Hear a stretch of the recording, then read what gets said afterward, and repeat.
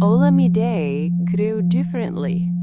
While other children played foolish games, he watched and thought. He asked questions no one in Koro had ever asked. Why do we waste what we need? Why do we complain about problems we create? The villagers laughed. How can wisdom come from a mad woman, they said. A crooked tree cannot bear straight fruit. Every year, Koro held a festival.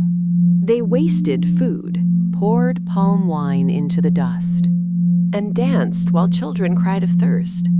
Young Olamide stood up and spoke. If you drink today what belongs to tomorrow, tomorrow will come with an empty cup. The people laughed louder than ever. Look at the mad woman's son. He speaks like an elder with no beard. They pushed him aside and continued dancing. Soon after, trouble arrived quietly. The forest around Koro had been cut down for firewood and games. Without trees, the soil cracked. The river that once sang through the village shrank into a silent stream. Still, the villagers did nothing sensible. They beat drums at the riverbank, believing noise would bring water. They insulted the sky, cursed the ancestors, and accused one another of witchcraft. Hunger crept into homes like a thief at night. Children grew thin, elders grew weak. Pride began to crack. Olamide returned to the village square and spoke again. "The land is angry because you did not listen," he said gently. "Plant trees, share food, think before you act."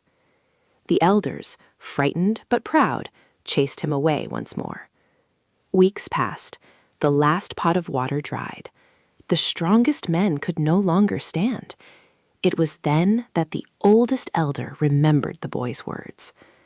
With shame in their hearts, the villagers sent for Olamide. This time, they did not laugh. Olamide returned, not in anger, but with patience. He taught them how to plant trees, dig proper wells, and protect the land.